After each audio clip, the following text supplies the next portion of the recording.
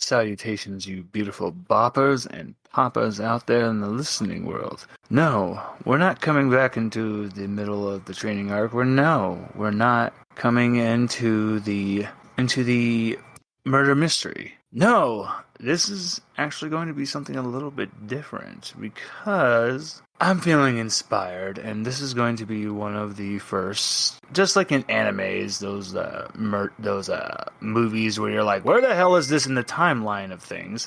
This is one of those moments. You can blame the player for Silas for this. When in doubt, blame Silas. Silas approves. Blame. Oh no! Don't worry, Shizuko. You're going to be involved in this now since you jumped in. This is your fault. This is your fault. You're getting dragged into all this mayhem, and this is going to be fucking great. The consequences of my actions. You should have thought about this. But so now, well, you three are in the midst of. Well, this is a really interesting moment because everything is very relaxed, chill. As I said.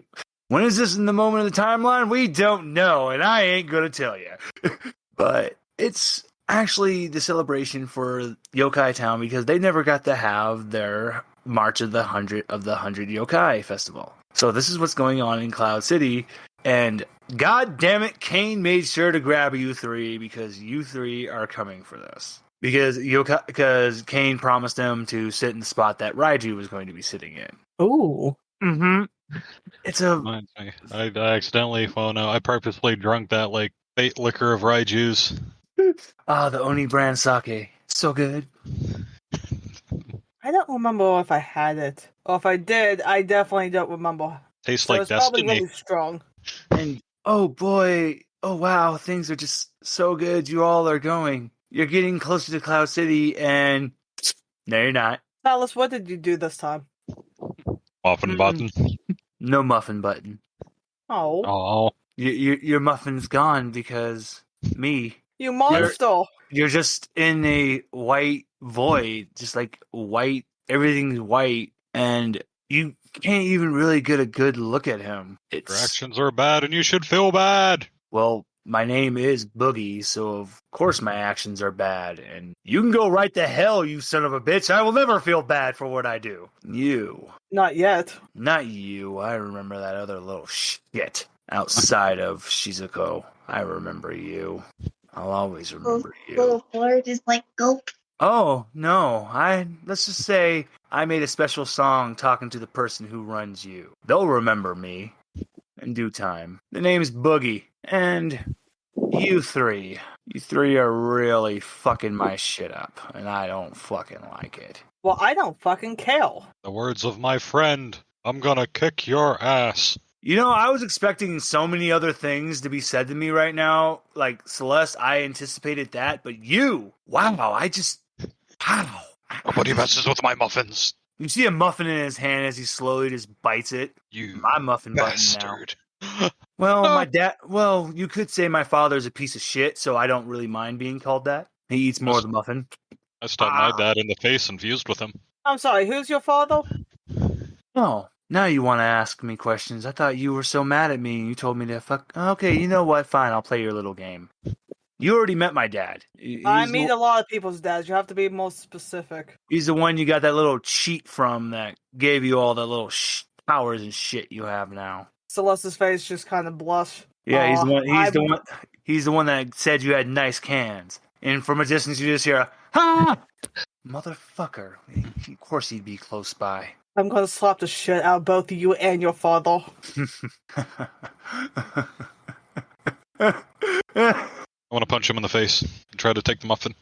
Oh, Silas. Boogie saw this coming. You go to punch him and the muffin just grows bigger and bigger and gets legs and buff arms. And it punches you into what would be the ground of the void. Thankfully, you take no damage from this, but you feel a giant muffiny fist holding you down. Why am I turned on? Of course you are. I knew that you would say this, Silas. And Celeste, I'll be with you in a minute. You're in my world now. Of course I hear it. Of course. So let's go. Tries to get down to Silas.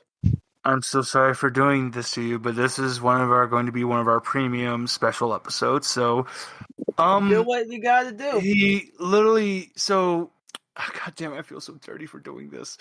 But okay, so you know the anime Seven Deadly Sins. No. Yes. You know Meliodas, Silas. Yes. I He do. grabs a hold of Celeste's boobs. And he just goes boobity boobity boobity boobity boobity boobity boobity. No, you don't there, Celeste. You fucking ass! I just She laugh. grabs- Enjoy the last 3 seconds Very of your glad miserable you life. have boobs. I'm so red right now. She goes to try to grab his arm to rip it off. He's now in front of Shizuko. Little Shizuko, with your little damaged, fucked up head. I'll be back with you again there, Celeste, in a minute. I ain't done with you. Little Shizuko. You know what? How about I put you back to back in your misery, because I don't like the progress you've made. He snaps his fingers. Shizuko, you're back to being a kid, and you're watching your parents when you think they were killed by your brother. God damn it. This is Mangekyo Sharingan times 1,000 with how fucked up this is for you right now. Like, their faces become empty voids, like black goos leaking from their eyes, and they're just pleading, why, Shizuko, why? The moment your brother became Crueltos and then he was killed by Zetsu, his head just pleading, why did you abandon me? Why? And then Boogie turns around and goes, okay, now since I've successfully done that, back to you, my boobity friend. And he's turned to the size of like a Jiminy Cricket, and he's on your boob, Celeste. She uses porcupine mode, and needles shoots out from her skin. Oh, I'm dead. I'm Nah. Boogie is now, he claps his hands, and you guys are all just sitting in chairs now looking at him. Do you see the power I possess? Do you get the danger you are in now? I'm fucking Boogie, goddammit. I'm one who's gone beyond the void. So why the fuck are you here? Well, because the guy who normally runs your game and everything, I've taken control of it. So we're going to play by my rules today. And I want to see... But I'm fair, and I could have done... Oh, Silas, you really want to try to do that one? A portal appears underneath your butt, and your chair just does like in Portal 2. Celeste looks. No. This easy, I'm fair. I could have just been like, I kill you and you disappear and you're gone, but where's the fun in that? And unlike my horrible father, I'm going to give you all a chance. And I'll admit, all three of you intrigue me. And maybe, yeah, I am a little cocky that things are going to go my way. Well, if you have issues with your father, then shouldn't you take it out with him? Well, this is my way of taking it out on him. Right now, he's sitting and he's grinding his teeth to the point where they're about to snap. Because his beautiful creations are taken away from him and they're not protected. They're in my hands now, and just with a snap of my fingers, I could end it all. So wait. You said something about a game. Are we supposed to be pawns in your daddy's games? You see a 2-foot-long tongue that was, like, wrapping around his snapping fingers, glow black in his mouth. Celeste, he's right behind you, stroking your hair. Oh, you're so smart and so beautiful. I can see how any man could fall in love with you. The elbows behind him. Behind her. Boogie allows this hit to happen. Oh. Why does everyone act like that when I hit them? Oh. I don't. Thank God for that. Silas, you're now back to normal. Of course you're not. Oh, Silas, you're so adorable. He pinches your cheek. So yes, this is my way of taking it out on my father, on my creator. And, well, I mean, I am pretty confident that things are going to go my way. And what is your way, if I dare ask? Little Zetsu becomes what I need him to become. I get rid of these stupid notions in his head that Silas is tainted in them. My pawn comes back to me. And what do you need Zetsu to be? The destroyer. I need him to destroy everything. Crueltos wasn't going to be enough. He was He was small games. He had limitations. He wasn't A bitch. enough. Yes, exactly. Sorry, Shizuko. But no, he wasn't enough. But Setsu, literally a construct of someone's cyberpsychosis brought to life, an imaginary friend fused with that. I mean, beautiful. He's exactly what I'm pretty much am. I feel a kindredship with him. It's as if he's beautiful. Zetsu is my friend. Not for long. You had the muffin of friendship, you bastard. No! As much as I hate this, I have to agree with Silas. You are ruining what I've put so much work into. If you get that stick out of your ass, maybe you can be friends with us too. In karaoke. And check out big-butted Right? women. Do something. He has a point. This is actually you're the only person in this area that can, Kat. What do you want to do? A little crazy, but she wants to lock all her memories. All of them. That's a very dangerous thing to do because where you are in this void, if you do this, you're gonna get some other memories put into your head. That's fine. And so Boogie doesn't realize it, but Shizuko, from your back, what looked like rocket jets starts to come, and then there's these firefly wings. Oh, perfect. Do you remember back in This Was Supposed to Be a Good Day? Oh, I absolutely do. I know where you're going with this. Okay! Yeah, you're doing that moment. That's the memory that just came to your head. You see this individual and this giant living heart, and they do this amazing lightning strike. And you do this to Boogie. Boogie bleeds. And he finally starts to take form, and you see this individual that's 7'5". He's in a massive like black cloak, and he has like what looks like an exposed brain, and then a skeletal face on the bottom for the bottom half, and like insectoid like skeletal hands are at the bottom of the cape where his long arms would be. No. I won't you do this to me again. You're Shizuko now. You're not the one who beat me before. You're not her. Put me away. She's gonna talk. Oh, shit. She's gonna say, well, maybe she wants me to. Boogie's face drops. The void you're in starts to crack. Of all voices that fill me with fear, I forgot. Don't say another word. Real fast, can Celeste or Silas heal? Yes, you can. Yes, you can. Okay. Yeah, she talked. Well, yeah. Boogie is shaking. Celeste is going to quickly extend her arms into a whole whip fingers and wrap around Boogie. You wrap him up. And she wraps him up tight. She calls out to Shizuko, "Hey, whatever you did, do it again." Don't! If she talks, she's going to bring him here. She's gonna Well, go do fucking full bad. cyber psycho. Oh. The more this happens, the more a giant door materializes behind Boogie. Shizuko, do you say anything else? Like, I'm done being messed with. Never again. You know, I agree completely with this sentiment. Celeste, you recognize the individual who's just sitting with his legs crossed on the ground, with his head resting on his arm, on just like air. Mm-hmm. And that would be the Squid Lord. Hey guys, Boogie. Boogie is shrunk down to the size of like a black ball with just an eye, with tiny little hands. Oh, I still keep a tight grip on him. Oh no, it's fine. He's just, I had such plans for you. Your son's a dick. I know he is, and I had such plans for him. Boogie, you've transcended into the realms of where beings like you are not supposed to go. What was I supposed to do? You were supposed to believe in me. You were... So another voice like you done fucked up. The door slowly starts to open, and Boogie's little buff body the eye looks behind him as the door is opening. So I have to give you the ultimate punishment now. Do you know why you still existed?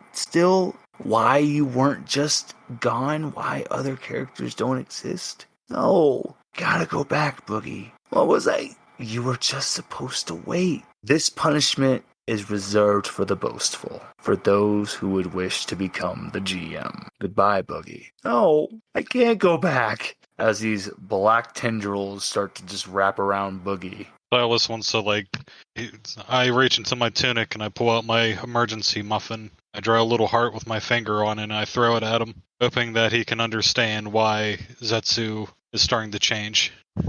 Boogie understands this, and it hurts even more as he's slowly being pulled back as a gargantuan eye. The eye of all creation. Everything, as he's just going back to just become melded with everything else. And the door slowly starts to close on Boogie forever. Now you three, this is where we get to an interesting conundrum. Because technically you're still more than what you need to be. But here's the thing. I don't mind. There's still a lot that you still need to do, and you still need to have this one up. So I'm the one that gave it to you, so I'm fine with it. But my only question is, at the end of everything, if I was to take all that away, and you were lowered to that of a lowly human, would you be okay with it? Or would you resent me? Now think carefully. Honestly, with powers or without powers, I'm still Celeste. And if you truly are the one who created us, then you know I haven't even used a real fraction of anything that I am. So you would be fine. You'd be okay to cast it aside. Just be a normal human. I want to be the best that I am to help as many people as I can. The squid face disappears and just out of a man is there. And with a big smile on his face, and he just goes, "That's the right answer. You beat me." The door opens. Go on home. I know I can trust you all. Glad Celeste answered for the three of us. Well, Celeste is gonna walk past the Squid Lord and slap him. Let's feel good. 1, I know I have nice cans. 2, you don't have to announce it. I know I look good. Saucy. I love it. And now Celeste heads to the door. I'm gonna walk up to our Squid Lord, give him a big hug. Thanks, great space dad. No problem, Silas. Back door's right back there. It's been an honor meeting all three of you actually in the flesh. Goodbye, three heroes. As his body just slowly starts to disintegrate. Oh, and Shizuko, I heard all those gifts the user was doing. Says you still mad you didn't post afterward.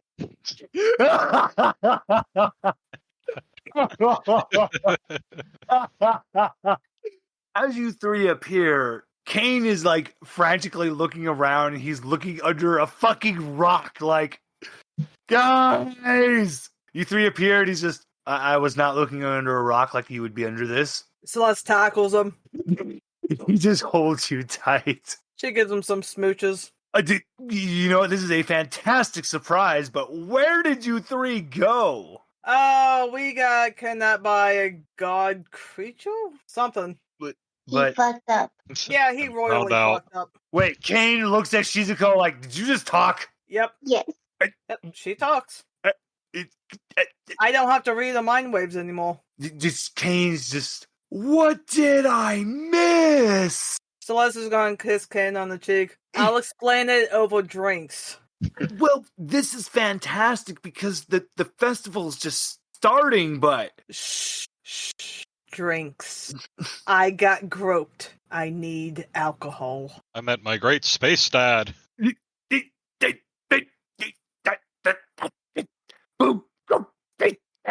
She's talking. Okay, you know what? So let's plot Kane. Let's go. Kane's goes, okay, I feel better. You know what? Go. Okay, follow me, guys. It's time for the big festival, and we have there's some amazing games in store, but it just sounds like that you guys had a hell of a start to things. You know, I think if we're in luck, we might just find Alistair in all of this, but he might be busy at the house. You know, we'll have to push our luck, see if he's here. But, so, the City in the Clouds has really done it up, and oh yeah, everybody, he throws you each a mask. What does your yokai mask look like? This is tradition. We all must wear a mask. Kane's mask it's a circle with a red face, but the cheeks are really puffy, and the lips are kind of like a pushed out. Ooh. Celeste's mask looks like a Japanese priestess doll. Aww. Silas, what does your mask look like? So my mask is it's blue with silver highlights for the facial features. The face of it looks kind of like a combination between an oni and an ogre. Ooh, I like it. Does it have the oni horn? It does. Now, Shizuko, what does your mask look like? It's gonna be a Hanaone, so like it's like half the pretty lady and then the other half like a skull. Yay! I love it. I love it. I love it. I love it. Also, she's not doing too hot right now. Oh no. She's still kind of stuck in Cyber Psycho. Well, I think you're going to be in luck because this is going to be, and as I said, we don't really know when the timeline this is, but this has been at certain events for Shizuko because your big, lovable friend from your lands is waiting there for you with his giant leaf umbrella. There's your buddy. There's your Toto. It looks like a big old tanuki. He has big old whoopy ears. And yeah, I'm trying to invoke Big the cat, but with a tanuki, okay? And yeah, he has a little lovable, cute frog. He calls him Froggy. Is Great Dog there too? Yes. Yeah, she's just gonna lay in Great Dog for a while. Yes.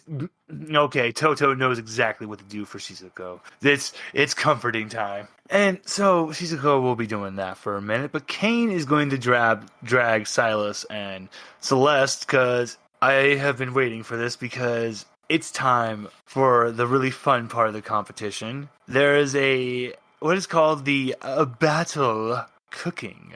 Now it's not called a battle because we're fighting each other. It's because the ingredients that we have to get are pretty interesting. Oh, good God. Oh yeah. You really didn't think a yokai took over one of the lands? So all of the animal life has taken on like yokai. So there's like oni pigs, the phoenix birds. It's all different kinds, but it makes for really interesting dishes. So Kane is actually participating and wants to know, are you two up for it? Yes. I got nothing else to do right now. My love, if this is important for you, it's going to be important for me, so fuck yeah, count me in. Excellent, because one of the judges is one of Kane's heroes. It's Gorded Flavesby. So I'm going to assume that Kane is jumping up and down like a kid and he's clinging on to Celeste's arm sleeve. Yes. Okay, so she looks at Silas. If we don't win this for Kane, I will kill you myself. Silas just like pats his big skillet hands on top of your head. There, we shall win, or I will kill the judges till one says we're the winners. As Kane was leading his beloved and his oh so beloved muffin button friend Silas, I do believe there was a certain tricky fox walking about. Well, I mean, where there's a festival, there's fun. Before we join into your festival fun, just as I did for the other three, I gotta do for you. Because he needs to ask to make sure for you that this can be trusted. You're just in a white void, Alistair. This is the one I've been waiting to ask this question for. Alistair, of all the ones here, you're the one I'm most proud of. But you're also the one I fear the most of. I'm not gonna take anything from you because there's still things that need to be done. But here's my biggest thing I need to know. Because at the end of the day, will I just be creating another Boogie? Is if I was to take all your powers from you and to lower you to just a human, would you be okay with this? You know, I'm gonna have to be honest. I don't know. I mean, don't get me wrong. I could survive as just a plain human. I did it before, obviously. But I would miss all the crazy things I'd be able to do. To be able to just, pop in and out and spook Kane or Celeste, just for a giggle. To be able to be among the people of the continent above the clouds. I mean, sure, as a human, I could still live there. I just imagine it would be more difficult to survive in the home I carved out without all the abilities I have. I'd miss it, for sure. I'd feel angry and upset that I'm not as powerful, but that's only because I'd probably be going up against something that my powers would help make easier. Not trivial, but easier nonetheless. And honestly, I really miss the ability to split into clones because then I could do just so much more because there's so much more of me. But come on, you already know the answer. Even if you did, even if I would regret losing all those abilities, I'd never become something like Boogie. The entity looks at you. He just smiles. You know, the whole entire time, you never mentioned the truly godlike abilities you possess. And that's the answer I was looking for. Oh yeah, I do have some pretty powerful things I can do, don't I? So, I know things are in the right hands. Well, Back doors are right back there. they're in my hands. And I think Alistair's going to flick his hand and show that he has one of the Space Squid's credit cards. Not just a wallet, but a credit card. Oh, you know, only because it's you, I will forgive this. And it's been an honor meeting you in the flesh, Alistair. Like I said, back door is right back there. Have fun with it. You take care of yourself. And I hope we can meet again. Because I don't want my story to end just yet. Oh, there's more in store. You guys help to ensure that. Goodbye, Alistair, Renard. Goodbye, Space Squid. The squid entity disappears, and you're back. And you're in the city above the clouds, and it is in the midst of the 100 Yokai Parade Festival. It is the moment the Yokai Town was waiting for, and it was lost because of events. Alistair, No more. You're seeing so much, and you see Ophelia has taken to rising up to what her father wanted her to be. She's the proud leader of the yokai. She has a massive, gargantuan, spiked hammer and mace. But, yes, she is still keeping up to her usual habits, and my God, the Alistair and Trevor anthology it blew up. I will never get old of that. I will never get old or tired of that. I think I'm just going to stand there and look at her and smile. You see up there sitting next to her. This is that moment from Batman, because you look up there, you see sitting up there in just a very elegant kimono is Trevor sitting up there. Next to him is Red Oni Carla, and then Mira. He looks at you, you look at him, you see that he's finally happy, and he nods, and you nod back. And because it's me, I have to. It's going to be one of those things where someone, we nod, and as someone walks in front of me, I just disappear when that person walks by. Couldn't have put it perfectly. Couldn't have put it better. Yeah. That's so perfect. And I have my moments. And when you reappear, you're next to Kane, and Kane's just perfect, and he grabs you. He goes, "It's time." He goes, "Alistair, perfect. You're just the person I think that would really fit in for this moment." Gordon Flamesby, the Gordon Flamesby, is here, and he is here to judge the battle cooking competition. And look, we got this, guys. We can own this, but we're up against some fierce competition. I mean, God, we're up against the Guy Fieri. Celeste pats Kane's shoulder. Yeah, Kane kind of has a thing for him, but it could be worse. He's going to take us to Flavor Town. It could be worse. Could be Morimoto. That's still. Wait, you heard Chef Morimoto was coming? No, I'm saying it could be worse. It could be him. I mean, he is coming, Alistair. Oh. Who do you think is facing? Who I want you to face against? So what are the stakes and what are the rules? I am so glad that you brought this. Oh, God damn it, it's the announcer. Of course, when you say that motherfucker magically appears. You can't stop me, Kane. I am the 332nd grandson of the great host of the Iron Chef. chef competition! Celeste goes out. Oh, eat a dick! I will gladly after I do this. No one Celeste, you fucking can't beat. beats Kane. Celeste, you can't beat him. He'll turn every moment against you. Oh, I know. Go with it. In honor of the 332nd generation of the Iron Chef family, I bring you Cooking Stadium! From the ground erupts a massive cooking stadium. This man is magic. It's like Alton Brown said. Why are you beating me to this?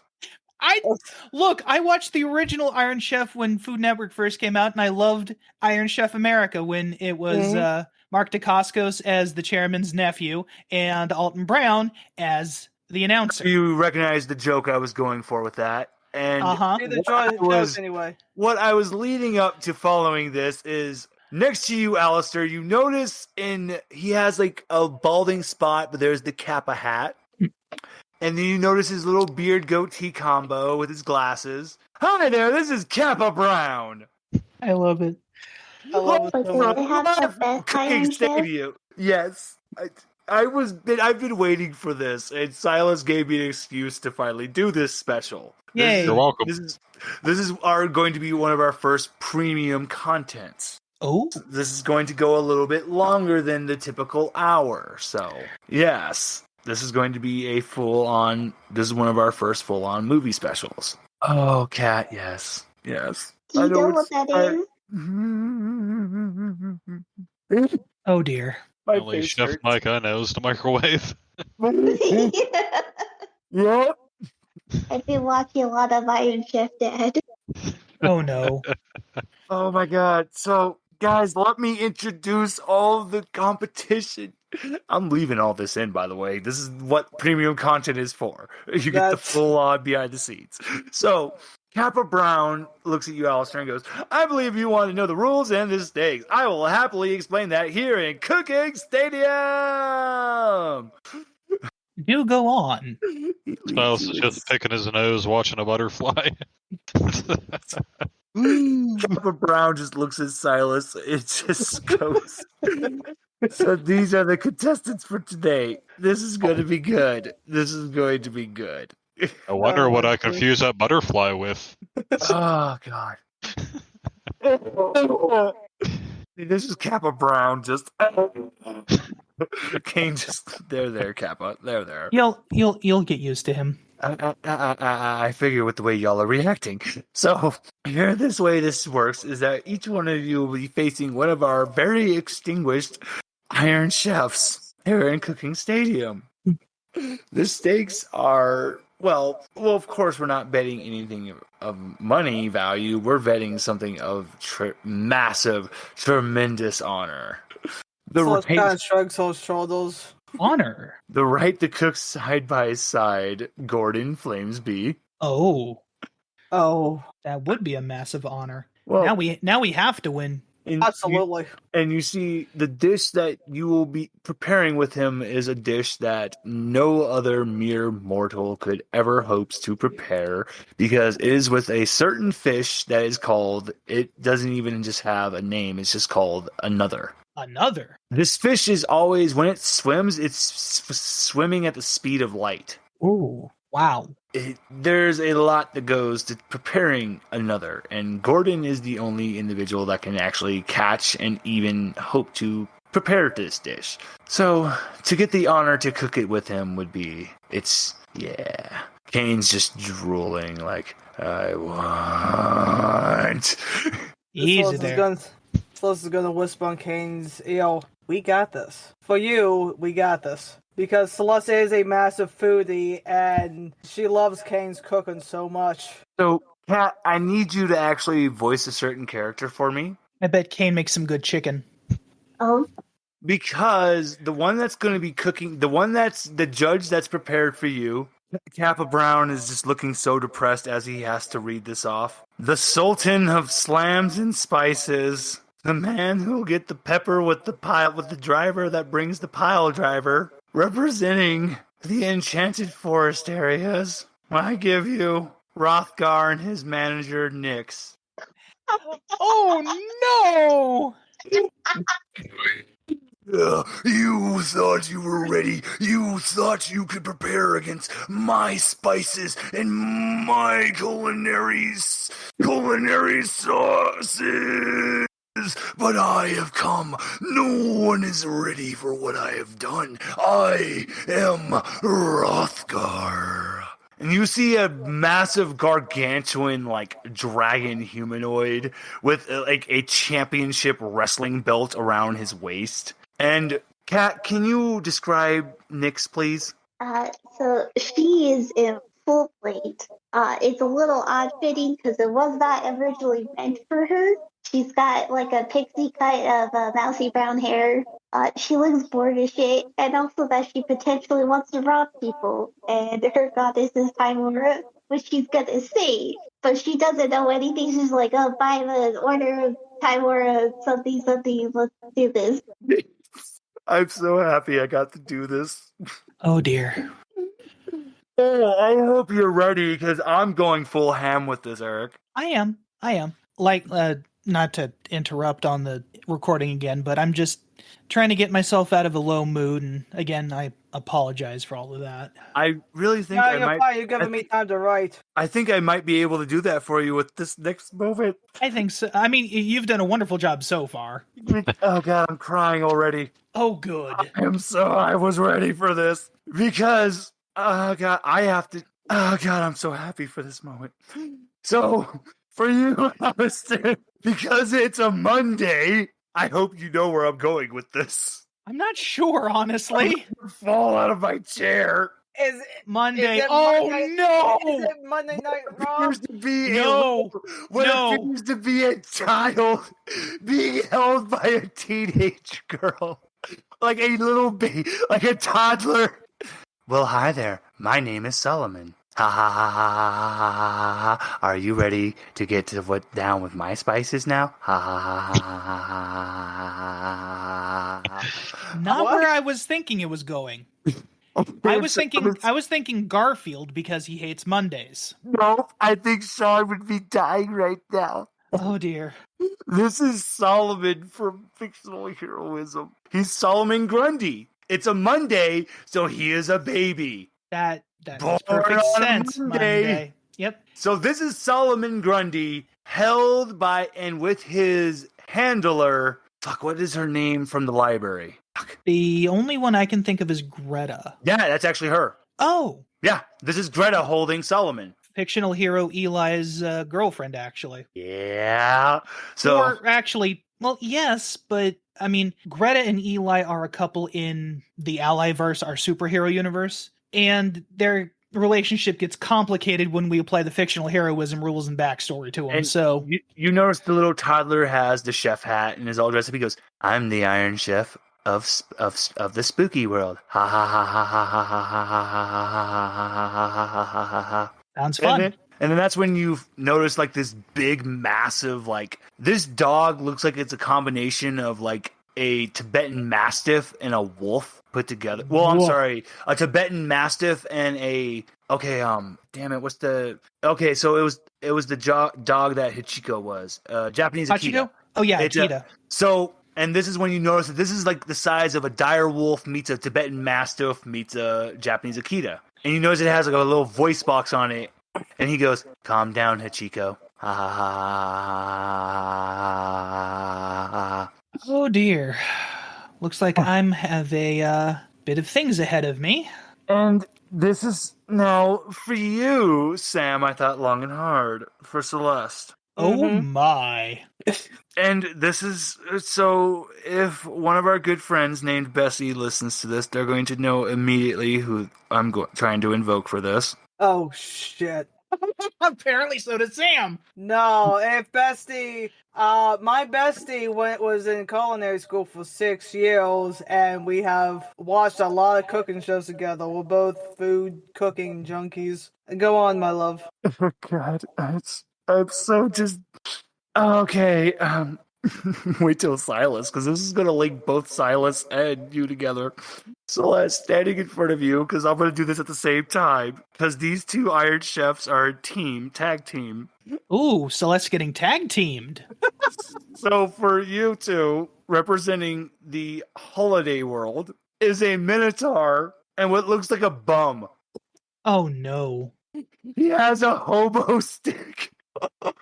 I trade stories for sponge baths. Sticky Joe here. How's it going, y'all? How many stories do I get for sponge bath? You get one story per bath. You look like you can give me a whole bunch of stories there, pal. So Sticky Joe will hang out with y'all later. And you notice that the Minotaur there was like an elf next to him, and now the elf is gone, and the Minotaur is just kind of chewing. Oh dear. I knew you'd be happy with that, my love. And then now finally You killed her. And now finally for even your GM is going to get in on this nonsense because Kane, this is kind of a sololess session right now, guys, because even I'm going to be rolling off against this because for me, guess who it is? Well, I hate myself because I need you to do the voice for this, Eric. oh God. As representing the world of a lost world of superheroes. Oh, good. Is a little fucking doll. Behind him is a teddy bear, and then what looks like a marionette skeleton. Zal, we have arrived. We are the best trio of cooks you'll ever imagine. Hello, everyone. I can't remember. Was Zell. Zell. It's like, hello, everyone. I am Zell. I hope we can be friends. Kane cringes. Oh, God. Yeah, even Celeste is cringing. No. This is normal. What's wrong? Do you not think we are offering a good competition to you? I assure you, we are tougher than we look. You're creepy! That's what's wrong, you're fucking creepy! We're going to bring them down with our awesomeness. The little skeleton marionette dabs. Kane just face palms. I am not creepy. That hurts my feelings. So, who would like to go first in all of this? So, Silos, the way this is going to work, you've heard how I gave you the pitch before we started the recording again. You need to think of your 3 dishes as long as they're yokai influence. You're facing against Sticky Joe, and he's bringing his own home style of hobo cookery. Oh, boy. You think I'm pulling... Get ready, baby. I don't think I'm ready for this. No, you're not. No, you're not. So, Sticky Joe walks over to the cages of all the different yokai creatures and proteins and goes, "Oh yeah, I've been waiting for this moment.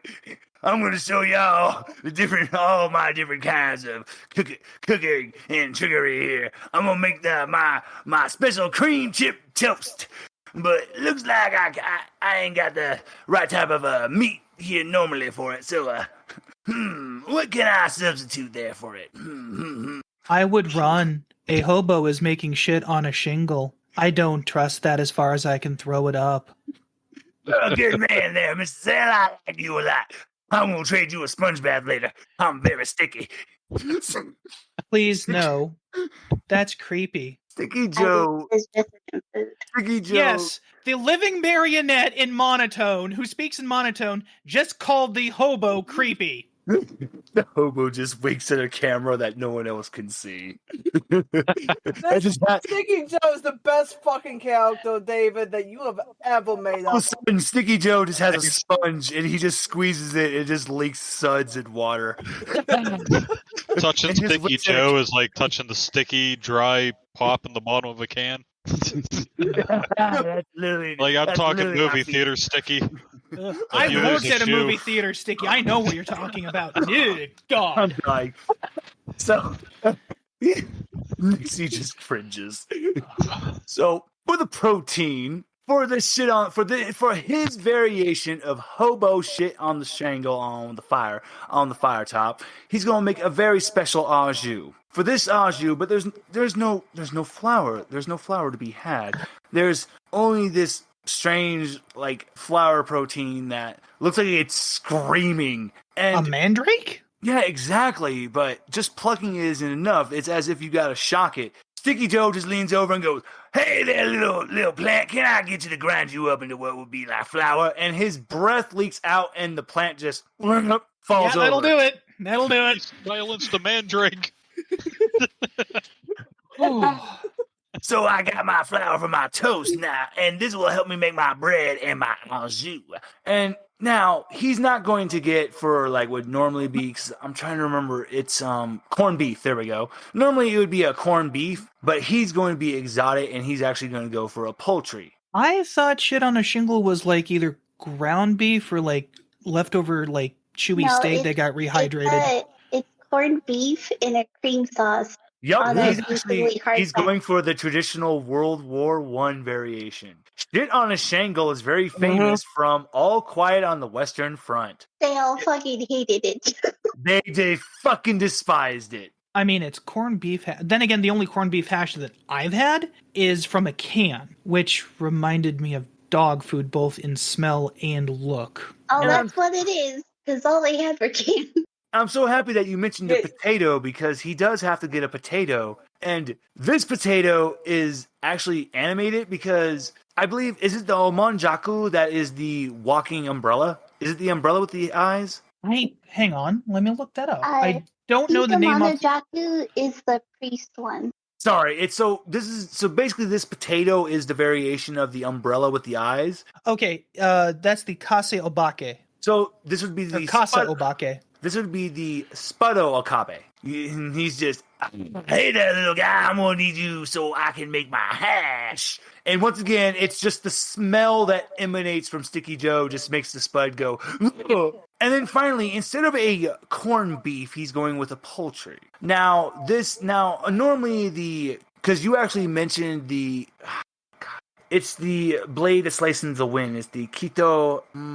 Oh, I was talking about the Tamakachi, the Tamokachi, that's what. the sickle weasel. There we go. This is the sickle chicken. Yeah. So that would be Tori. The Torochi. So all Sticky Joe does is just he raises an armpit, fans underneath his arm, and where the slice would have came, it just plops down. Oi.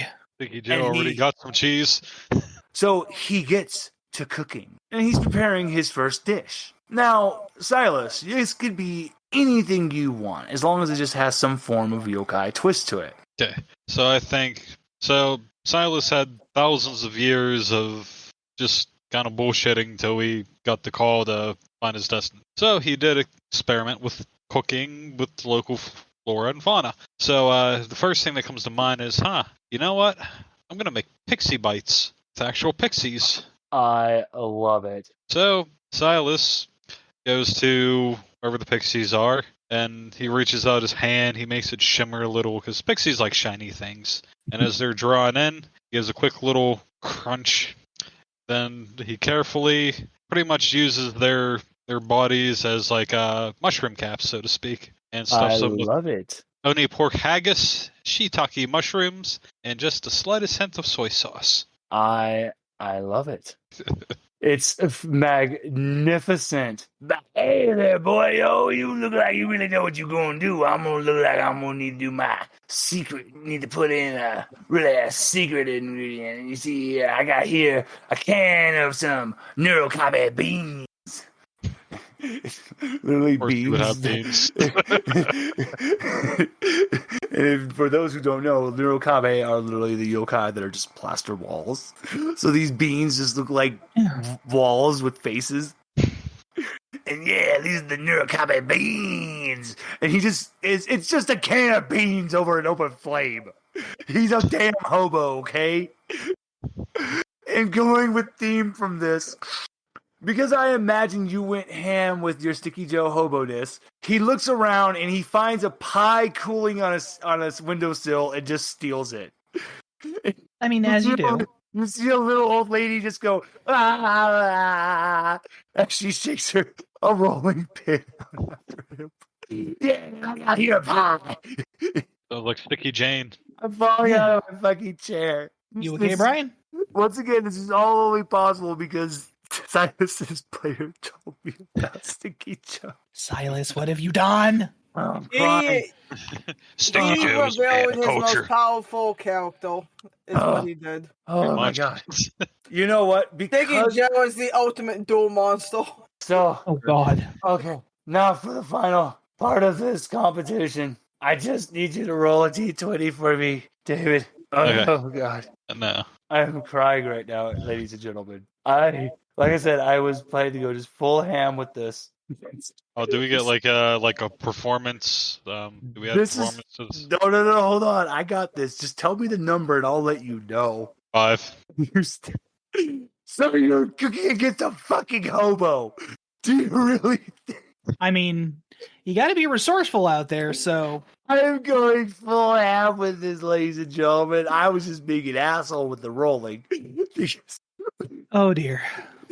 Gordon Flamesby just goes, "Did you season this with dirt?" Yeah, of course I did. That's my best seasoning there, buddy. He throws the bowl. He throws everything at Sticky Joe. Silas, you hit the first round. Wow. Joyful explanation. Wow. To celebrate, I shall fuse a butterfly with a ladybug. A butter lady. That's what I will call it. Oh my god.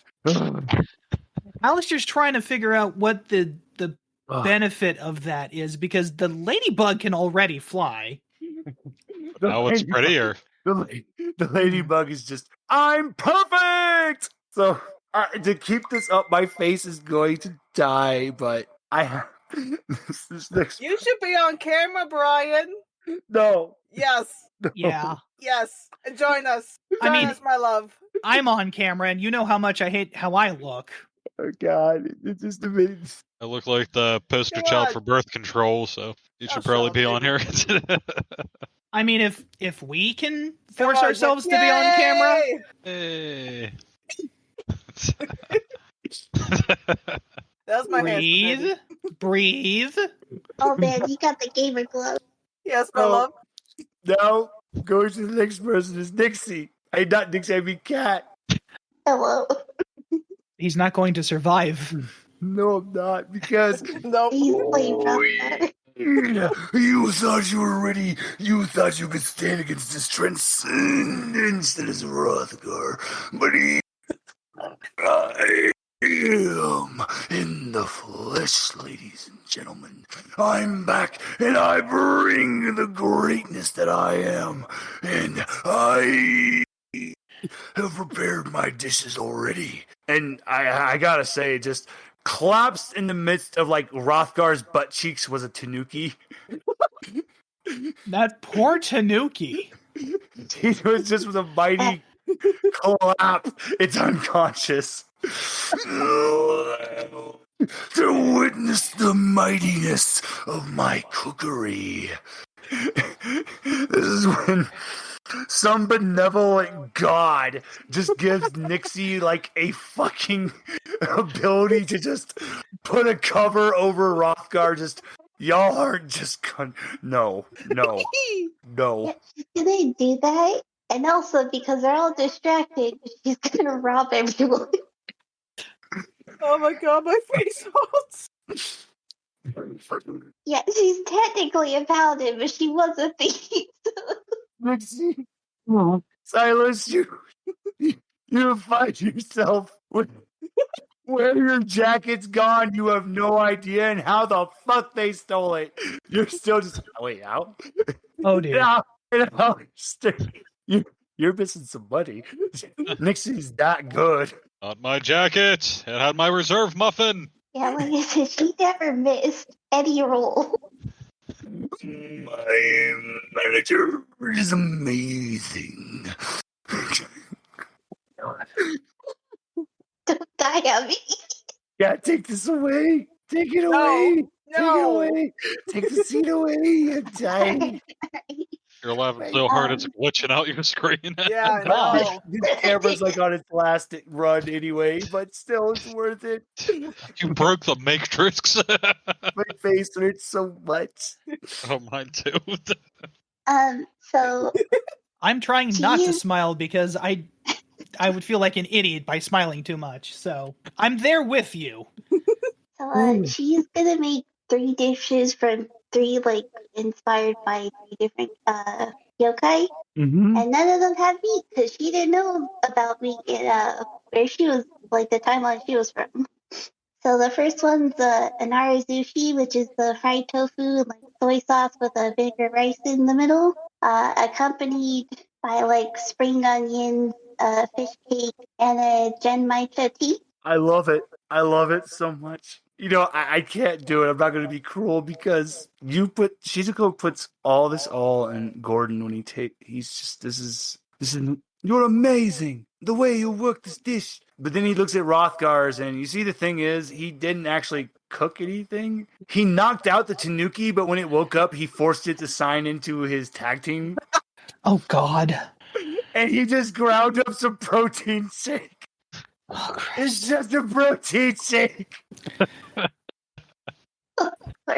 Why? Because this is me. And I put a lot of thought into this and how I can do this for you guys. I mean, to be fair, it is Rothgar, so... Wait till you see what I have in store for you. Oh, good. You know, I can just imagine how Rothgar like met this Tanuki. You want to know what I do? The sweet little things like you. I put you in my ass and I dance and dance and dance. I just think of a big old beefy Hulk Hogan that's just really stupid. I mean, That's what I'm thinking.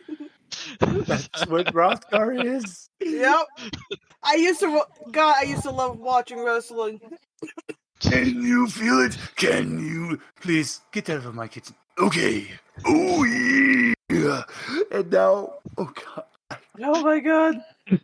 It's time for Alistair. oh, goody. I'm so glad I'm lost. So what am I facing, dear friend? Remember, I told him for you, it's Solomon. All right. So this is the appetizer course I'm hearing, correct? when Solomon's put down by Greta, his cute little toddler legs go out, and there's this big old Uri. It's not the beautiful ice spiritus. It's more of just like a big thing of just ice creature. And when it looks at Solomon, its heart melts. Aw. It just shatters into like literally shaved ice. And Solomon he gets a bowl and gets a big old bowl of the shaved ice, and he pours just cherry syrup on it, and there you go. There's his dish. He's a toddler. What's he gonna cook? That's fair. So there you go. Take it away, Alistair. So we have to come up with a protein. Come up with a protein and then take it away as long as it's yokai themed. That's fair. I was looking for avian yokai. Oh, There is one called the Basan, Basan. I know the Basan. The fowl-like bird that lives in the mountains of Iyo province. It resembles a large chicken and breathes ghost fire from its mouth. Ooh, why are you laughing? No, I'm just like, I feel sorry for Solomon because he thought he was going to win with his dish. You poor person. So, here's what I'm thinking. I'm going to take a few of the Basan. Mm-hmm. 2 or 3. I'm going to have them breathe the ghost fire on some kindling and cook them over their own ghost fire. I'm going to fillet them. I'm going to create some breaded chicken breasts, which I think, yes, I will take the chicken breasts and make cutlets out of those, fried cutlets. And I will make chicken katsu sando out of those with some Japanese mayo, some pickled ginger, I think sounds good, and some thinly sliced cabbage to add a little bit of crunch on the sandwich. I will take the thighs and season them with salt and pepper, a little Szechuan pepper, and some chili, and I will make basan yakitori and grill that over the ghost fire flames and some charcoal. Fantastic. I'm not done yet. Oh. There's still the wings, and there's still the drumsticks. Mm-hmm. The drumsticks are, like the breasts, going to get breaded and fried in seasoned egg and flour mixture. These are simply just drumsticks, because who doesn't love gnawing on a good fried drumstick, right? The wings I'm going to separate into the flats and, of course, the little drumettes and the flats. And these I'm going to turn into Basan buffalo chicken wings with the spiciest pepper I can find available, but not so spicy that it's inedible. I want a good heat. I want them to get a good sweat. I want them to work for these half dozen chicken wings, but I want them to enjoy it and not regret it later, if you know what I mean. And this is what I present to Gordon Flamesby. It's a tear comes to his eye. It's my God. This Solomon, he has to tip his head to you. It's the little guy is just fucking impressed. Even he's eating, devouring it. Careful, those are spicy wings. The burn is worth it. My God, you and Shizuko are all. And Silas already. You three are already destroying it. Alistair, he would have taken a fork and punctured the chicken breast and dipped it in a seasoned buttermilk mixture to get that in there and get it tender. And he would have cooked it to where it was, he flattened out a little bit, but he would have fried it on like ghost fire so it was, nice and crispy, but the chicken was still juicy and soft. And yeah, like I told you, me in a cooking competition. So, are you ready for Kane's turn now? I am. So, Kane looks and he's like, oh, Alistair, it's on. I am not in competition with the dolls anymore. And he goes and he was going to prepare one dish because he knows he's going to make this amazing. Because first he needs to prepare his Inenra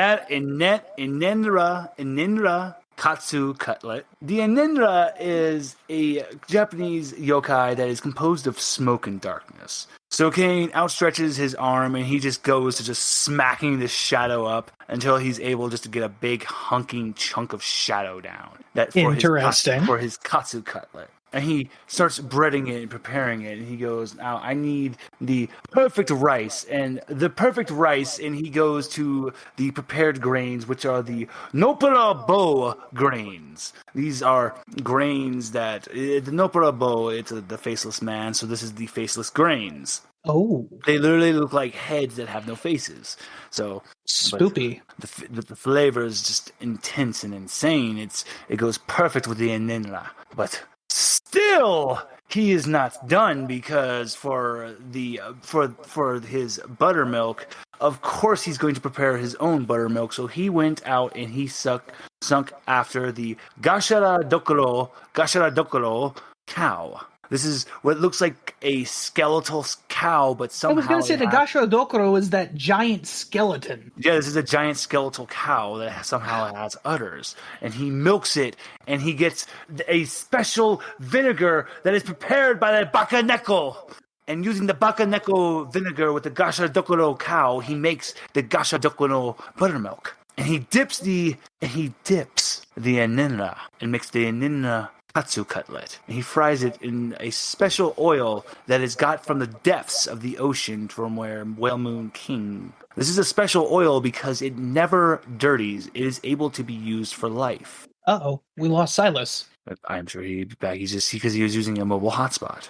Yep, he'll be back. I bet his phone died. And so finally, he fries up the katsu cutlets. He's cooked the Noburo Bo rice. And not to be outdone by his good friend, any good katsu cutlet over rice needs to have some egg. But it cannot be just any. No. This is an egg from a legendary beast. Oh, what beast are you picking this one from? The Jorogumo. A spider egg? Yes, the spider. It is a spider egg. Woof. Isn't that from Hunter x Hunter? No, the Jorogumo is a yokai spider. Oh. Real big. Okay. Oh, literally monstrously big. I know what you're talking about. And to prepare with the yuzu sauce, there is a legendary beast. This beast transcends mythologies. I had to include it because it's a very special beast. Hold on. Because from this, the most beautiful, delicious umami glaze can be got. So, hold on, let me make sure I get this. It is from the mighty Grootslong! Oh, the Groot slang. This beast is so mighty and godlike. Kane goes out, and all we see is just a gargantuan snake-like body. And then an elephant head comes down, and from his mouth drips down the almighty Groot-slang sauce, Yuzo sauce. Kane bows to the mighty Groot-slang. And there we have it. Just a simple Jibo bottle. Sorry, just gotta make sure I have a Groot-slang Yuzo sauce over a Gasha Dokuro Ineta buttermilk Ineta katsu cutlet over the Nobara Bo rice. Good grief. Simple. Yeah, simple. No, this is why I love this man. And the entire time, Kane just puts his heart and soul and everything into this dish, where something happens, ladies and gentlemen. What happens? Gordon can't help himself. He gets up and he starts cooking with Kane. Wow. It's as if just two friends just in the kitchen cooking together. Aww. And there's enough portions for everybody. Kane forgot this was a competition at this point. Because remember, I told you, Kane evolved into generosity. Oh, dear. So he's just at the point of making everyone happy. He's even made enough for Pappy and Zell. Aw. In this moment, like, eat everyone. Even Sticky Joe's just, hey, even I get a bowl. This is pretty damn good, okay? I was going to do kind of a joke, but... Alistair hugs his friend as Kane gives him his portion and just happily eats. Plus, another kiss Kane on the cheek. Good job, baby. As you guys eat, you're just taking back to your childhoods, and you remember being made that favorite dish when you were young. Even you, Silas, you're back in the damn monastery, and you remember the head monk making you just this special meal just for you. It would be a special naan, cheese naan. Ooh. So Silas is just like blown back, and he's like, it's enough to make a grown man cry. Not this man. Get back up there, tear. His tear just like goes back up into his eye. I'm so happy.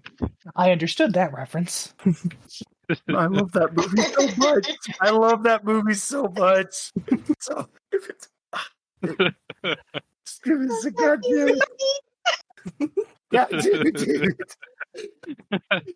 This is going to be one of the best. I really think this is going to be worth the money for the premium content. If you listeners are going to love it. I hope so. I really do. This has been so much fun. We're all being so silly. And man. I just realized I panicked for nothing. Like, oh my god. I wrote down 3 dishes for nothing. You're going up against a Minotaur. What do you think he's going to... Wait till you... Just wait. Oh, because when you highlighted that emotional moment, it's like, what's the point of Celeste cooking then? I mean, it still is technically a contest. Well, I have one more surprise, so I still need you to cook, because I have one more surprise. Then you should probably check your messages, because Bestie answered. So, Eric, what would Zell prepare? I'm glad you asked, Brian. Now I get to see his face when I do the Zell voice. As if he can't get in the queue, though. Zell has prepared a simple bone broth. It's Pappy's specialty. Of course they did! It will, of course, have something in it, not just a broth. It will be prepared with a side of noodles and a demon spicy cutlet as well. I don't know. I'm pulling this out of my ass. I love it.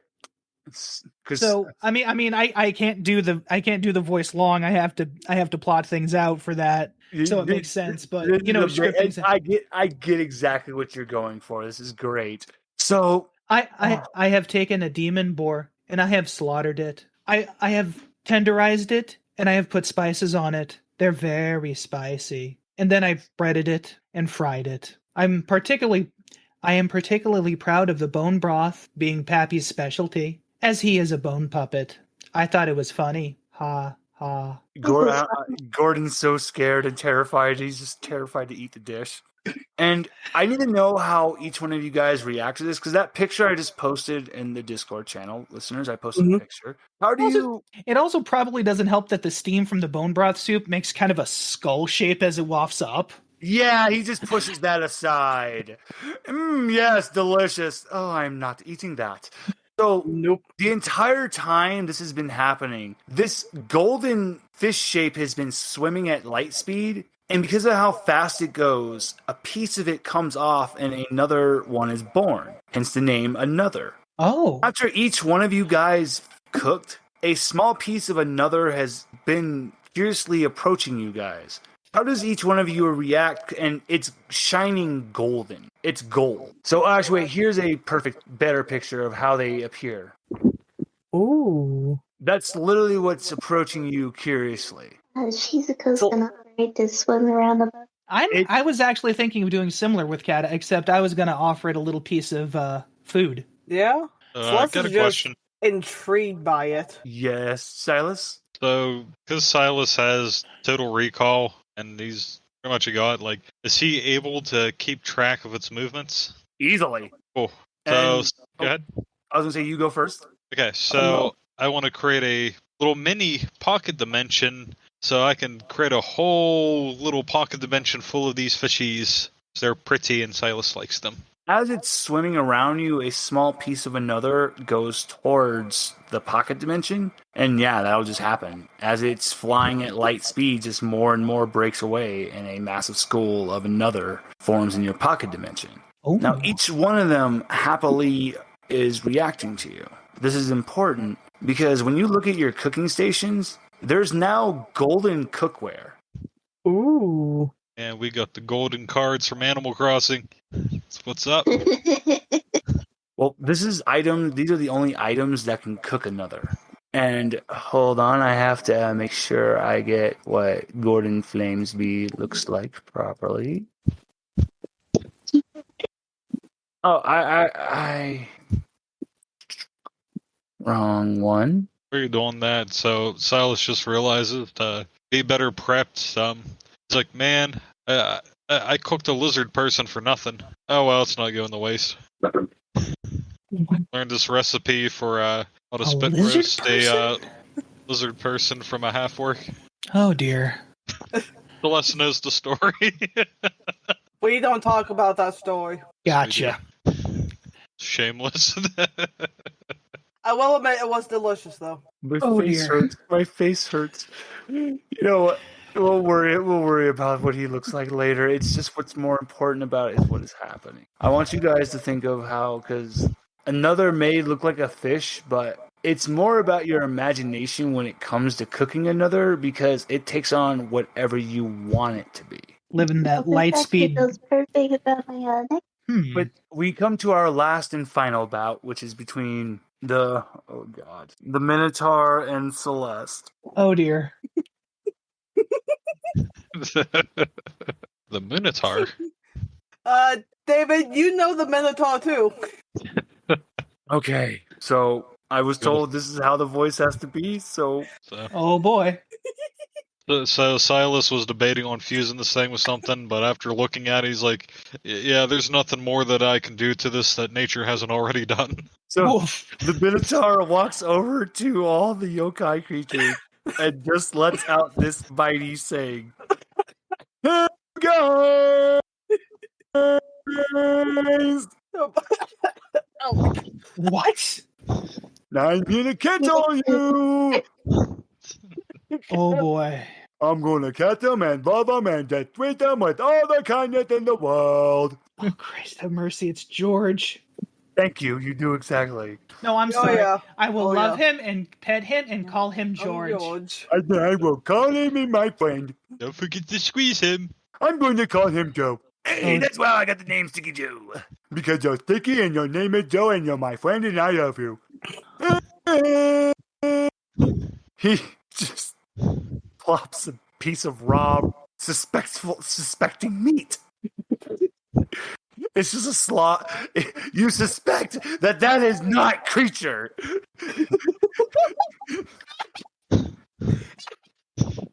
It is very raw and very bloody. Is that someone's pant leg? From a distance, you just hear. Okay. So there we go. Good night. There you go. Take it away, Celeste. Are you okay, Brian? The shit I'll is take it as a breaking yes. I need a minute. Oh my god. Oh, you The see, Minotaur, for those who do not understand, is my bestie's original character that we have told our Lord Squid about. I And see. all of the shenanigans that fucking piece of dumb shit cow does. Slurp.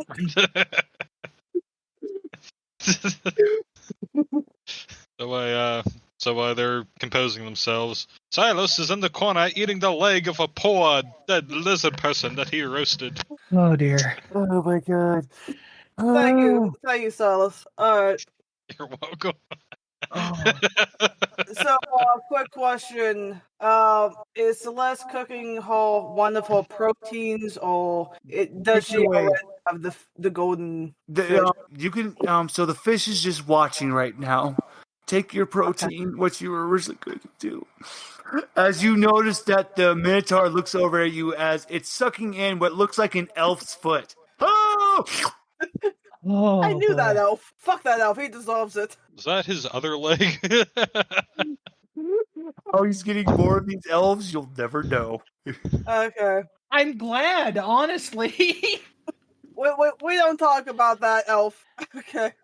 So for Celeste, for her first meal she is going to make a, and forgive my pronunciation of this, a kata hira ua Ooh. yoki barbecue, and she's going to use every aspect of the okai pig. Oh. She's going to make delicious tender ribs, and because she can manipulate molecules, she doesn't have to wait the hours and hours it takes to make them tender and soft and fall off the bone.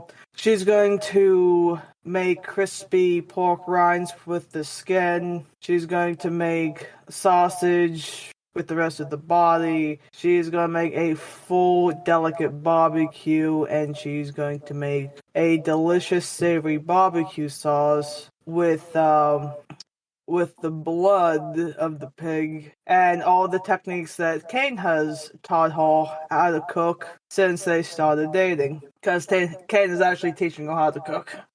She's making pork belly. She's making crispy pig chips. Ooh, chicharrones. Oh yeah. Chicharrones. She's making use of every single aspect of the pig. Kane just tears up. I've taught you well.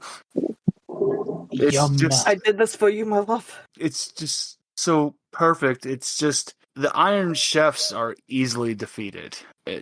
I mean, there's no competition, but Gordon can't choose just one winner. You all clearly are the winner, and it would be an honor to prepare another with all of you. So in this last special round, you shall prepare another with Gordon. Oh. And this is what you will prepare. Will be served to all of the masses for the final parts of the festival. Because there is going to be a certain big announcement coming. Oh. Mm-hmm. I have to be really careful with how. You know what? I don't care how I announce this. It's going to be so cool, really, really cool. Because I need all of you to be really creative with this last scene. Alrighty. I mean, really creative. So in this final moment, what do you do with another? I could go first, actually, because I already thought of it. Well, you know what? I'm actually going to make this even harder on you because preparing this last and final dish, as you present it to the masses, there's been a special table prepared. Oh. And this table has someone linked to all of you. This is the two people that are linked to Celeste and Kane, a person linked to Silas, a person linked to Alistair, and a person linked to Shizuko. Oh. You see, this, as I said, the continent of the clouds is very special. And please never forget about old world technology and how it can do things that are very special. Oh shit. I mean, how can I forget? There's the doorway that transcends time. Mm-hmm. You're looking at your descendants. Descendants? Yeah, they came from the future for the festival. Okay. That was unexpected. Yeah, they come from a time to when there is vast airships and speakings of treasures, of a vast treasure left from their ancestors that was left in one piece. Oh, wow. See what you did there. So, Okay. I'm really putting this on you. What do your descendants look like? Oh, that's unfair. I haven't thought about... Take that. Take that. I can go Sorry, first I for this haven't... Yeah, I haven't thought about my descendant from that My upcoming bad. campaign Right. yet. You said for Kane Celeste, it's 2 people. Yup. So for Then- you, I wanted to do a surprise that you're going to get a unofficial person that you can control 2 people because it's going to be twins. I was gonna say the twins. Yep. Nice. Alright, so they are twins. Not identical. One's a boy, the other one's a girl. Yay. And Lily and Will, they're both smart, they're both highly intelligent like Celeste, and they're both kind-hearted and goofy as fuck like Kane. And together they are the ultimate duo. There's an image I'm thinking for these 2, so this is great. Will is like wearing a top hat. He's blonde and he's wearing a top hat that has like goggles on it. Mm-hmm. And he has his sacred ancestors' pink jacket on. His middle name is Sabo. Sabo. Sacred ancestor, huh? What would be something that would be passed down from Celeste for Lily?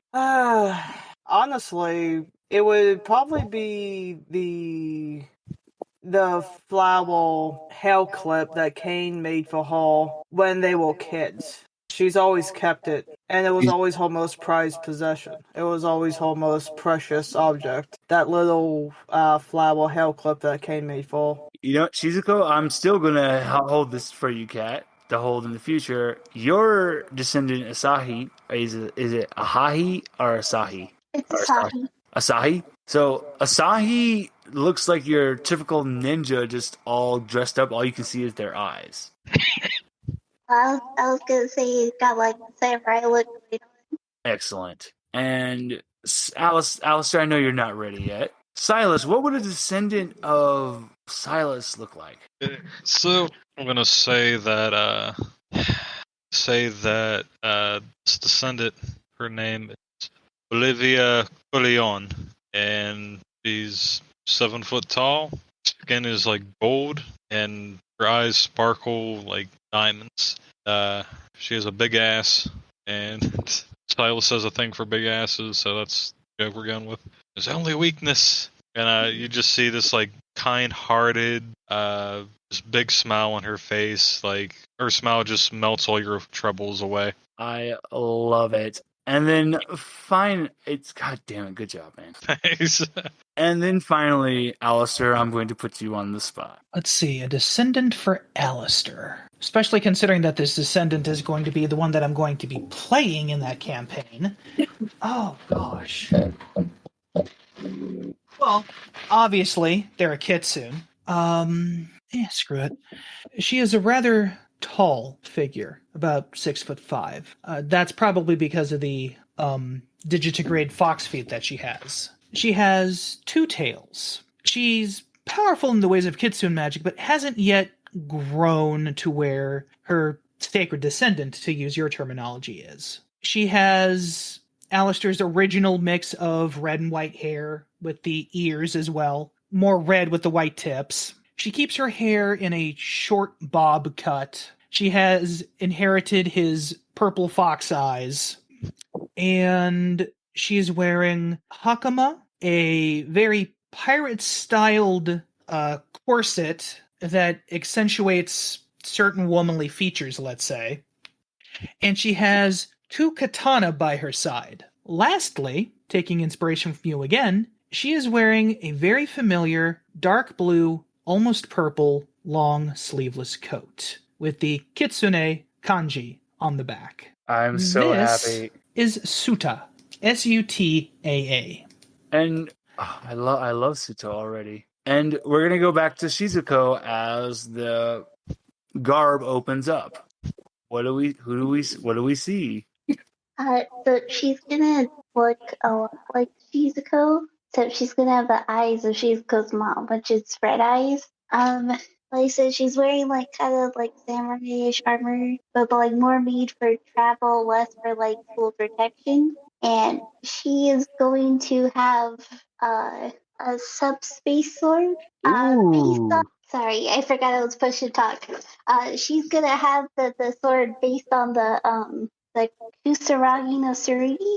I think it's called the grass cutting sword. I know exactly what sword you're talking about. The one that was used to slay Orochi. Oh. Yep. I love it. And that would be, of course, that would be something. And she's the daughter of an emperor and a concubine. Why do I just see this as as the Zorro of the group? She might as well be. She has no filter. She is very brass.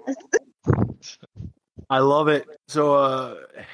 So everyone, just to let you know, think of these as future characters for the next campaign in the world of Cyber City, because this is far off in the future. These are your descendants. And as I said, they use the door that transcends time to come back and to take a look at their sacred ancestors. Oh, wow. Olivia walks up to Silas. She puts her little golden fingers on his face and rubs his cheek how he does to people.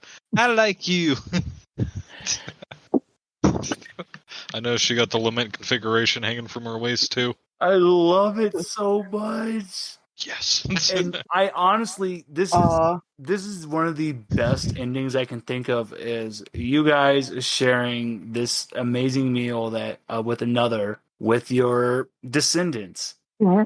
Celeste's crying right now. And this, ladies and gentlemen, is the scene that we're going to end off our very first Cyber City special on. This has been a really awesome experience recording. This is a big idea that I had doing these, and it worked out a lot better than I could ever imagine, because I have the right people by my side for this. So, And me.